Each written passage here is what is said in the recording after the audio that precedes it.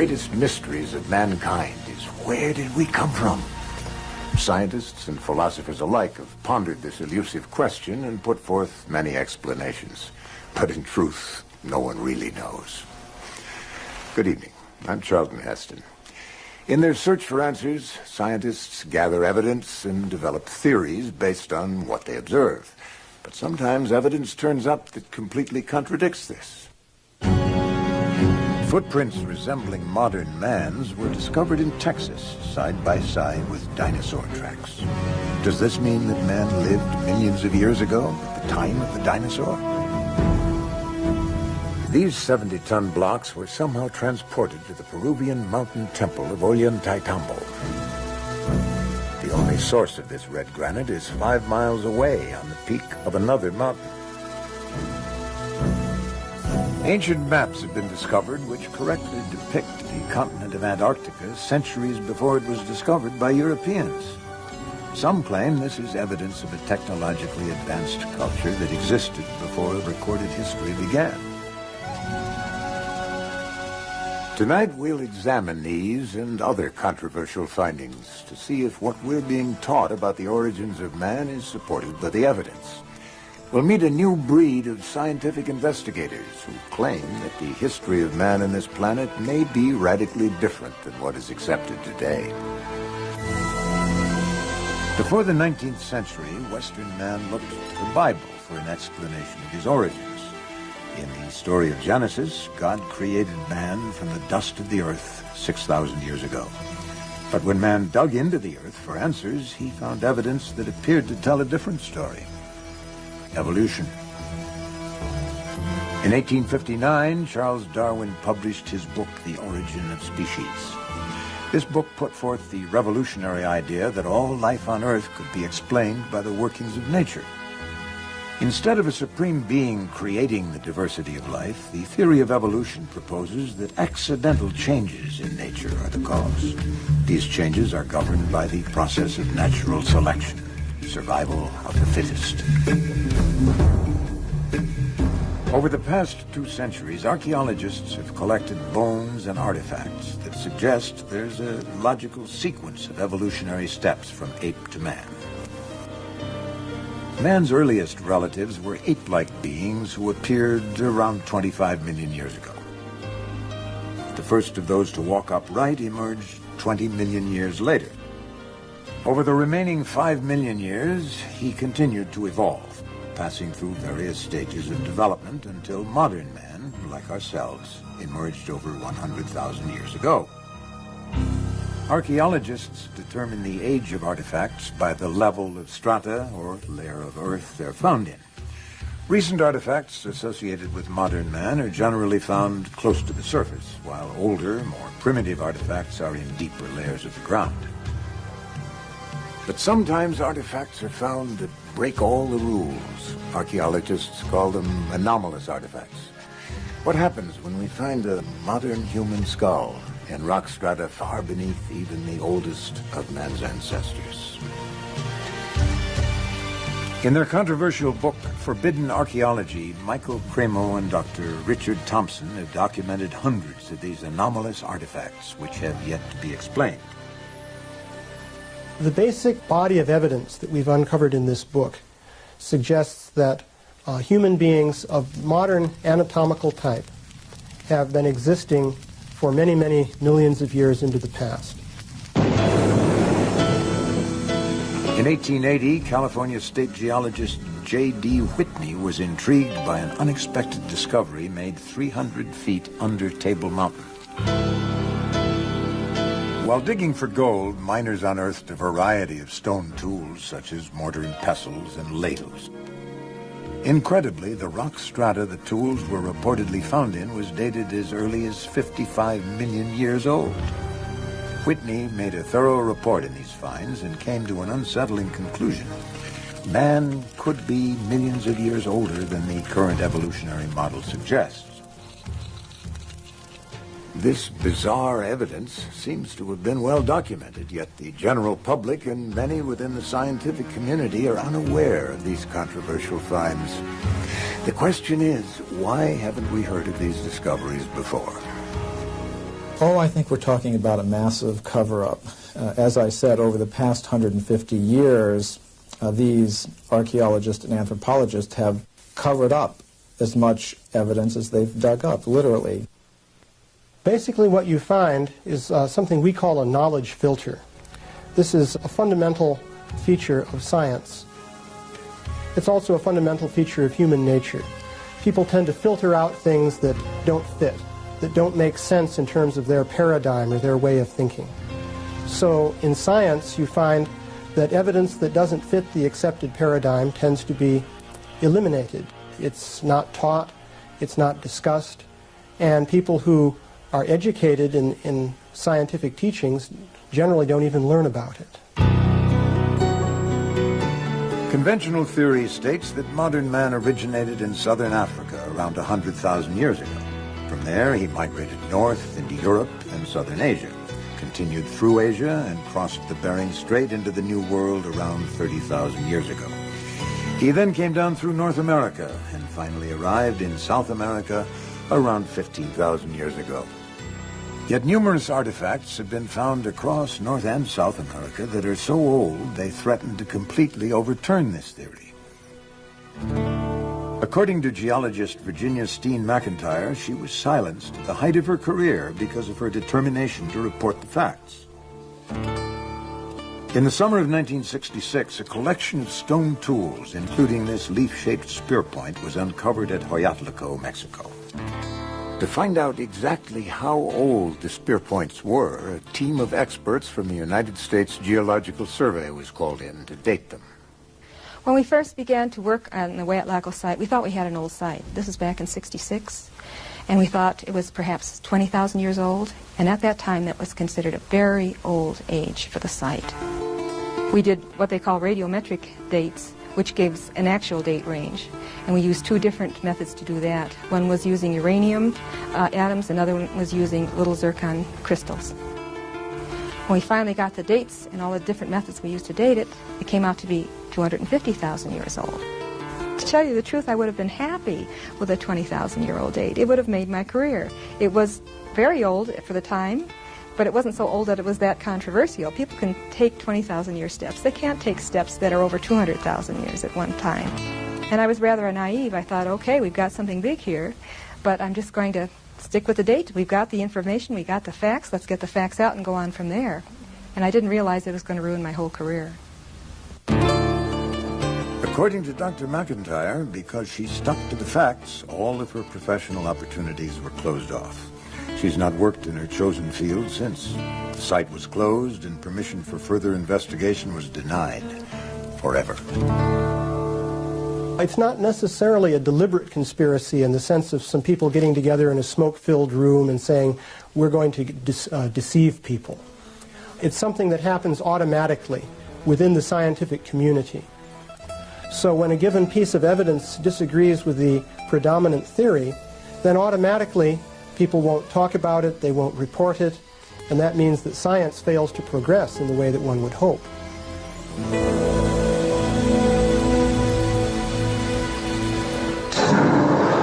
Dinosaurs left their tracks on this riverbank 100 million years ago. Did humans walk here at the same time? Next, a man who claims these prints are proof that humans lived with the dinosaurs. Ever since dinosaurs were first discovered in the 18th century, they've fascinated people of all ages. The Tyrannosaurus Rex stood over 30 feet in height. He's considered the most ferocious predator ever to walk the earth. A brontosaurus grew to the length of 3 city buses. He weighed more than 90 tons. The reign of the dinosaur ended, according to one theory, when a giant meteor crashed into the earth with the force of thousands of hydrogen bombs. A cloud of dust was raised, which blocked the sun for years. This marked the end of the dinosaurs. According to conventional scientific theory, no human beings were alive then to witness these events. Or were they? Over 100 million years ago, the limestone bedrock of the Biloxi River in Texas was a muddy plain. It was here that countless dinosaurs left their footprints to be fossilized and preserved forever. But the tracks of another creature have also been preserved in these banks. possibly the tracks of man. Archaeologist Carl Baugh has led the investigation of these controversial prints for over 12 years. My reaction was one of shock. I had heard of human footprints being found in this locale on the Biloxi near Glen Rose, Texas, but I was rather skeptical. And here, after removing actual rock layers, the team and I excavated a series of dinosaur footprints. And 18½ inches from one of those dinosaur footprints, we excavated a 16-inch human footprint. We excavated 12 footprints in a series. And when you find a trail with left, right pace and stride, the right distance apart, then you have to interpret this as belonging to humankind. It's been claimed that the Biloxi River footprints are a hoax carved into the limestone bedrock as a tourist attraction. Well, we found trails leading under limestone ledges and actually removed the limestone ledges one slab of rock at a time. And we found that both the dinosaur footprints and the trail of human footprints continued under the rock ledges. This evidence is real. Today, many of the so-called human prints have fallen victim to erosion and the hands of vandals. But Carl Baugh is in possession of one of the most compelling prints ever found. What you are about to see is the most controversial artifact in his collection. I first saw the Burdick print on my initial visit to Glen Rose in 1984. My impression at that time was that it was too perfect. But it's clearly a human footprint, demonstrating the heel section, the arch, the base of the metatarsals, the first or great toe, second, third, fourth, and fifth toe. After our examination of this print, we find that it definitely is in the Cretaceous limestone, in the same formation with the dinosaur footprints. Here we're looking at a cross-section, and we can see very obvious following contours under the great toe, and actually structures under each one. Where we see the calcite inclusion, the force was concentrated and produced these load-bearing structures, which are exactly what geologists look for. We have eliminated the idea that it's carved. It definitely is original impression in the sediment. This is said to be the fossilized finger of a human being. It too was reportedly found in the same strata as the dinosaur tracks, dating to over 100 million years old. It had what appeared to be a nail, what appeared to be a cuticle, a taper, a humanoid shape. After I saw the CAT scan, there was no longer any room in my mind for doubt. This scan shows the shape of the finger, it shows tissue beneath the skin of the finger, it shows the bone, it shows the joints, it shows a ligament. That tells me this is a human finger. The limestone layer that preserved these artifacts is reportedly dated at around 135 million years old. Yet, as we saw earlier, objects have been found in rock strata much older than this. In Klerksdorp, South Africa, hundreds of metallic spheres were found by miners in Precambrian strata, said to be a fantastic 2.8 billion years old. The controversy centers around the fine grooves encircling some of the spheres.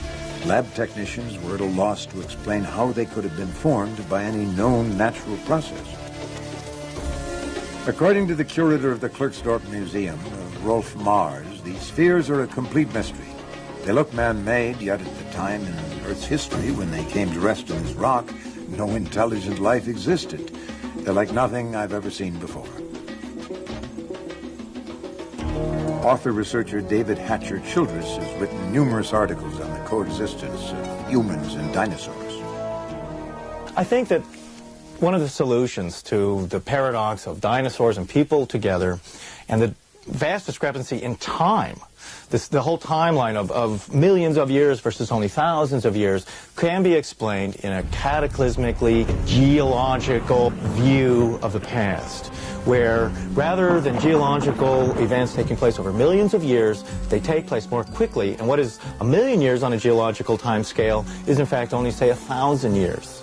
And therefore it's going to bring all this dating much closer to us and make it possible so that in a scientific way, man and dinosaurs can have existed together in the past, and in fact, dinosaurs can still be alive today in small numbers in remote areas of the world. For instance, in 1977, a Japanese fishing boat off New Zealand brought up out of the water the carcass of what appeared to be a plesiosaur, an animal that should have been extinct for millions of years. Although the authenticity of this photograph has never been disproved, skeptics have claimed it's merely the body of a decomposing shark. We've seen a broad range of evidence, some of it highly speculative, but there are enough well-documented cases to call for a closer look at the conventional explanation of man's origins, the theory of evolution. England is the birthplace of evolution's first champion, Charles Darwin. Darwin's theory of evolution proposes that simple life forms or species evolve into more complex species by accidental changes over long periods of time. For example, given 5 million years, an ape can evolve into a man. Since Darwin's time, his theory has become central to our understanding of how man came into existence. It's almost universally accepted today. But according to science investigator Richard Milton, Darwin's theory of how man evolved from the apes has some critical problems. The building behind me is London's Natural History Museum.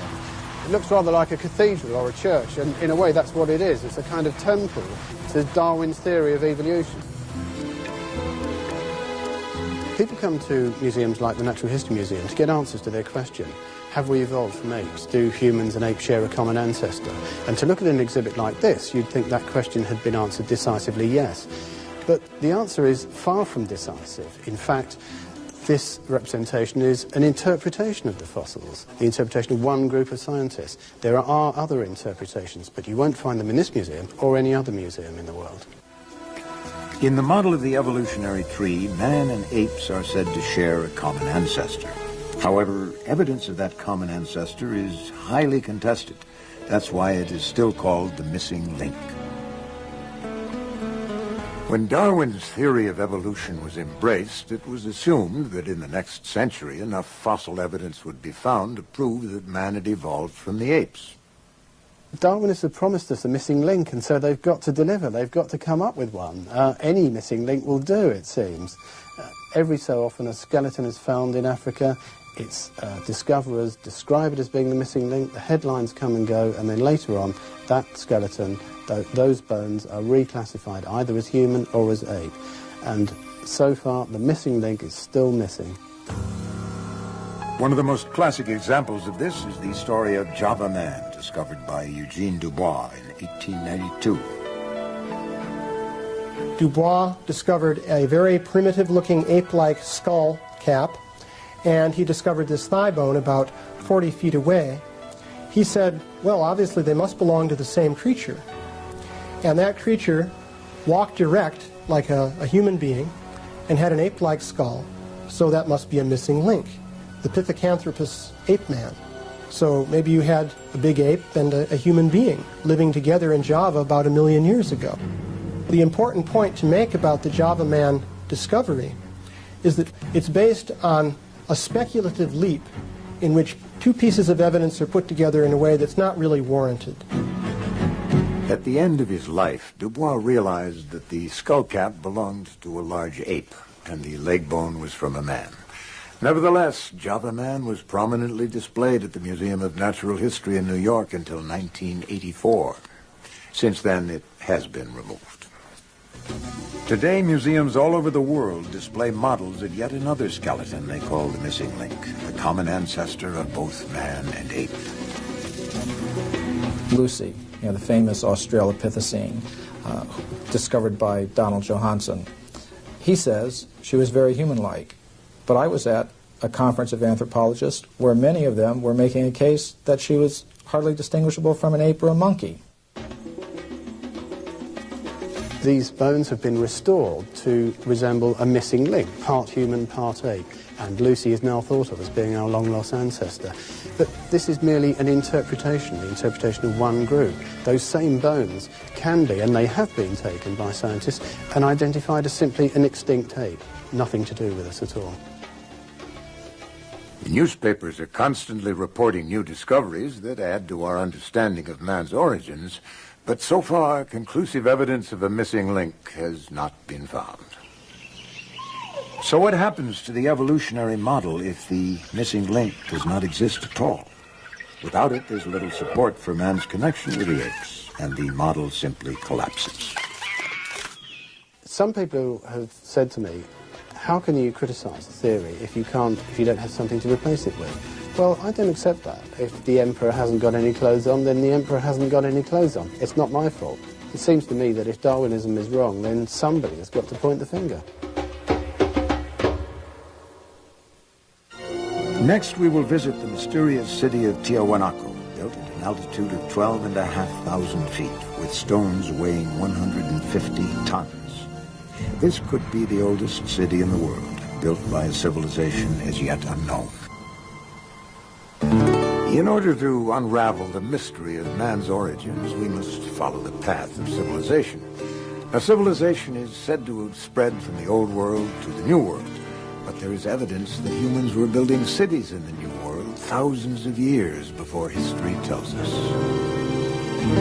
Traditionally, the oldest city in the world is thought to be Jericho in the Old World, dated to around 8,000 BC. Yet in South America, the so-called New World, scientists are looking at evidence of a city that could be twice as old. Situated at an altitude of 12,500 feet, Tiahuanaco is one of the most mysterious cities in the world. Traditionally, it's thought to have been built by the predecessors of the Incas 2,000 years ago. However, around the turn of the century, Bolivian scholar Arthur Poznansky began a 50-year study of the ruins of Tiahuanaco. Using the science of astronomy, Poznansky came to an amazing conclusion. He calculated that Tiahuanaco had been constructed more than 17,000 years ago, long before any civilization was supposed to have existed.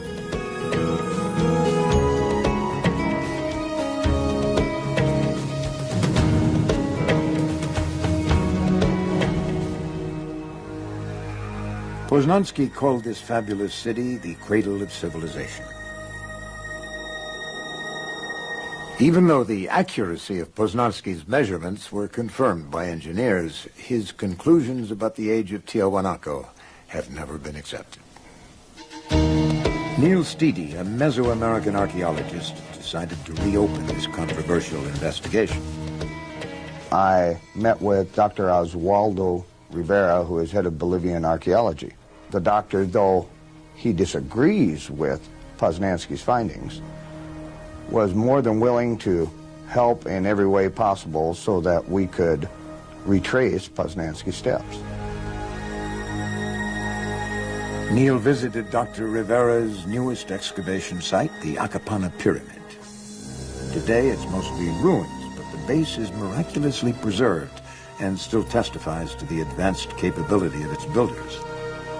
The facing stones of this site are perfectly set with no mortar.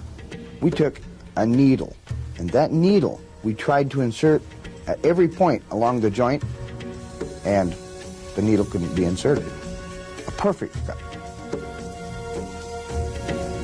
One of the most baffling questions for Poznansky was why they built Tiahuanaco with such precision. This, he felt, was an important clue to the age of the structure.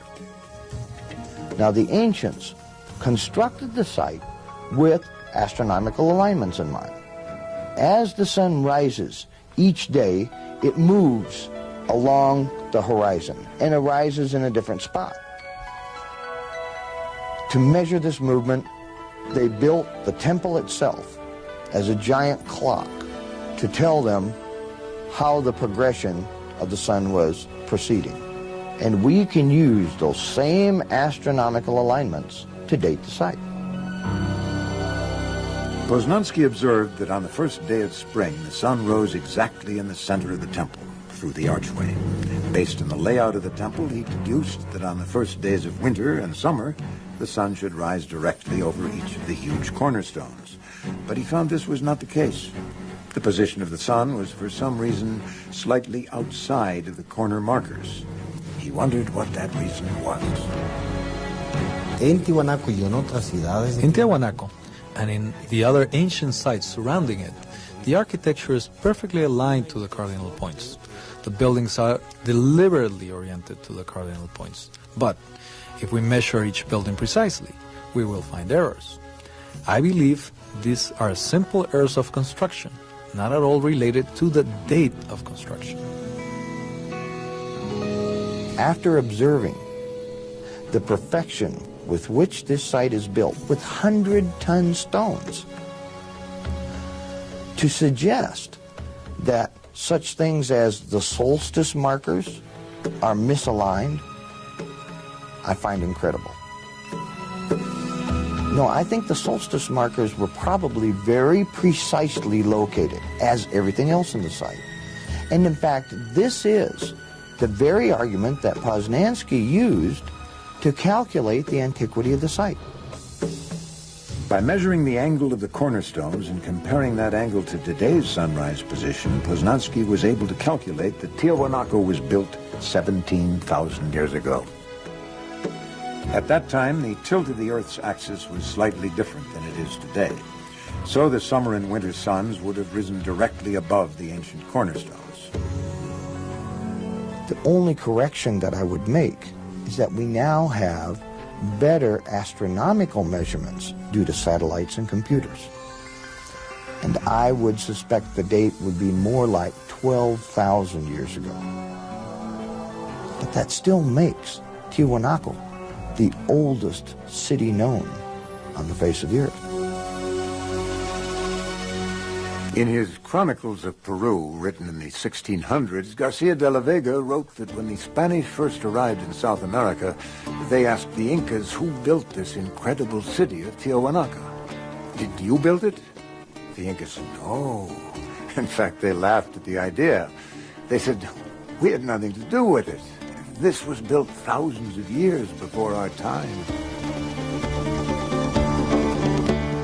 The current view says that man arrived in South America around 15,000 years ago, a wandering hunter-gatherer. Yet the evidence we've seen suggests that Tiahuanaco was designed by an advanced civilization. A chance discovery reveals just how advanced they may have been. While restoring the ancient temple of Pumapunka, Dr. Rivera and his team discovered a long-lost secret of the ancient builders. They found a strange depression between two blocks of stone.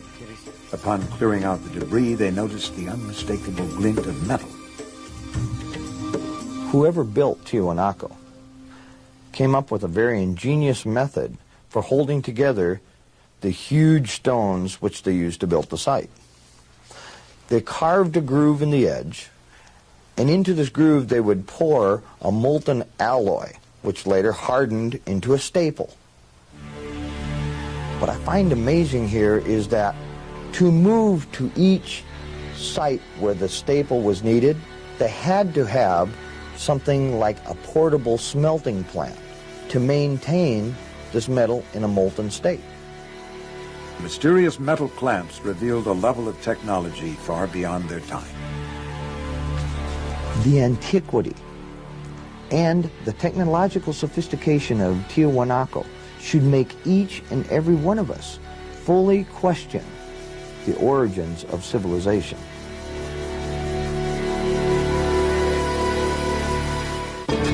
Where did the ancient Tiahuanacans learn this complex process? The answer may lie halfway around the world at one of man's most mysterious monuments, the Great Sphinx of Egypt.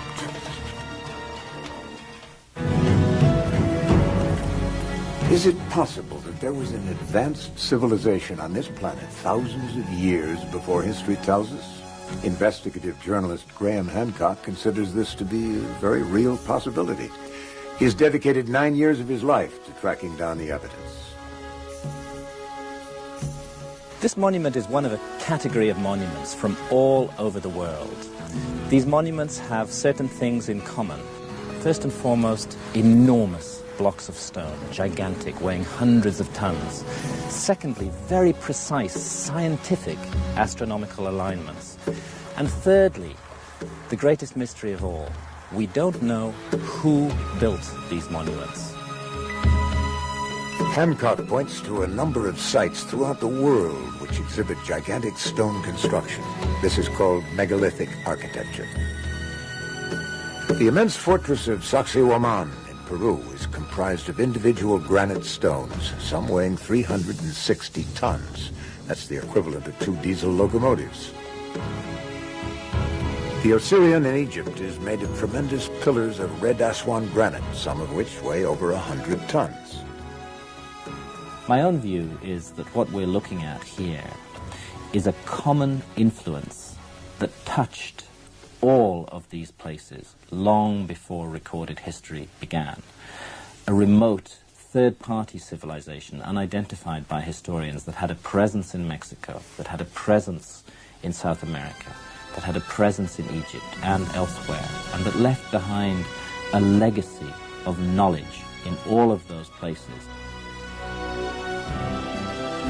In 1993, an independent Egyptologist, John Anthony West, shocked the world with geological evidence that the Sphinx in Egypt could be 12,000 years old.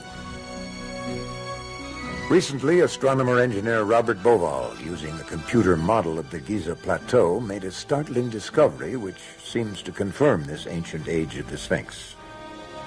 In very simple terms, the first thing that one realizes when you look at the pyramids of Giza is that they're designed along astronomical principles. We're finding that the astronomy is leading us to conclude that the Sphinx was erected in 10,500 BC. And this matches exactly with the ideas that have been developed in the geological analysis of the Sphinx. So there are 2 hard sciences now indicating that the Sphinx could be very, very old, and going back to the 11th millennium BC. According to Graham Hancock, if Tiahuanaco and the Sphinx were both built around 12,000 years ago, they may have had a common source. Consider these similarities between the Americas and Egypt. Both have huge pyramids, precisely aligned to the cardinal points.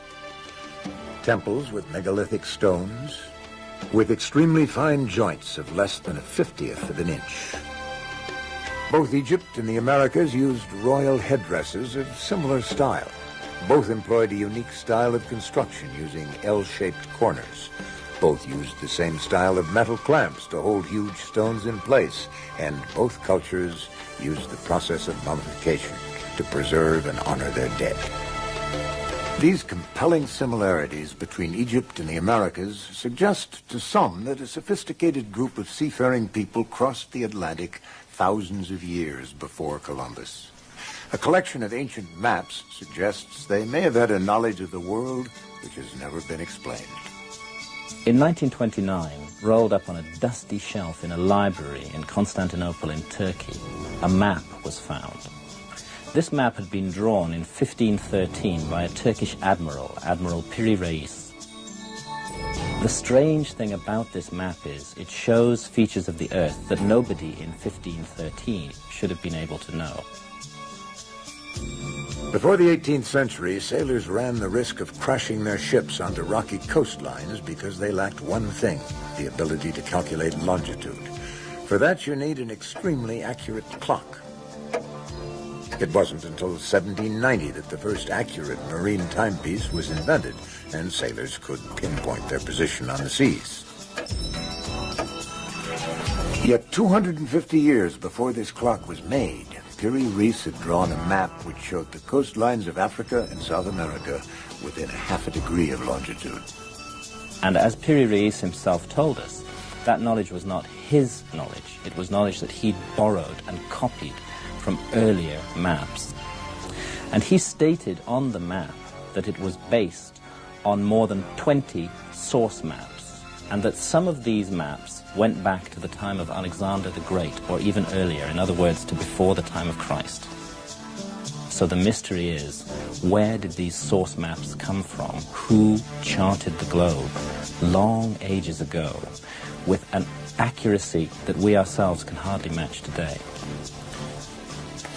A professor of science, Charles Hapgood, was combing through the map room at the Library of Congress when he made a startling discovery.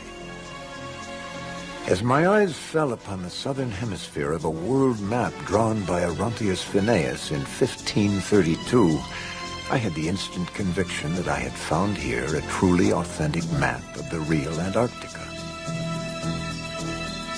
The mystery of this map is it shows Antarctica as it looks under the ice long before Antarctica is even supposed to have been discovered. And perhaps the greatest mystery of all is that it shows the Antarctic Peninsula not as it looks today, covered by more than a mile of ice, but as it actually looks underneath that covering of ice. Now, we ourselves have only known what the land under the Antarctic Peninsula really looks like since 1958, when seismic surveys were taken across the ice cap.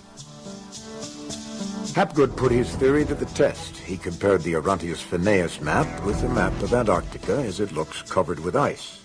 The maps were similar, but details of the coastline were obscured by the ice. Then, using a map created by seismographic survey, he was able to compare the actual coastlines of Antarctica with the Orontius Phineas map. When the maps were overlaid, the similarities astounded him. The clearest deduction of all is that whoever drew up those original source maps thousands of years ago had a level of technology as high as our own. They had explored the whole globe from north to south and from east to west. So this is testimony of an advanced and as yet unidentified civilization in remote prehistory. A woolly mammoth was frozen so quickly that its last meal of buttercups remained fresh in its stomach for thousands of years.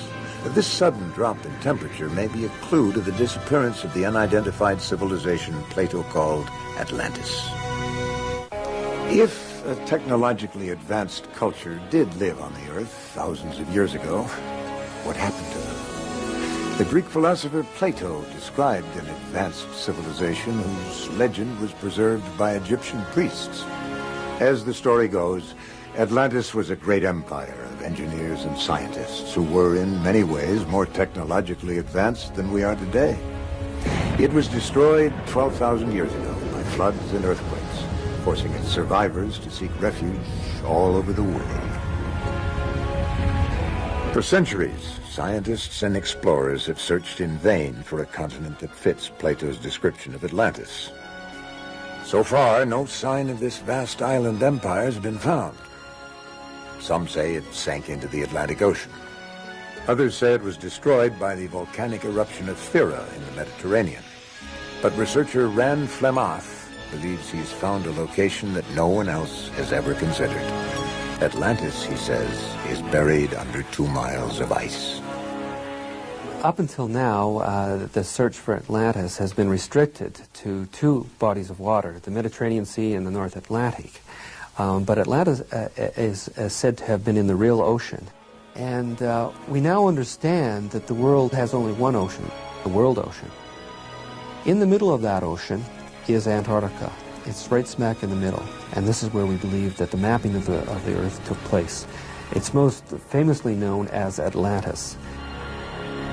Today, Antarctica is a frozen wasteland, virtually uninhabitable.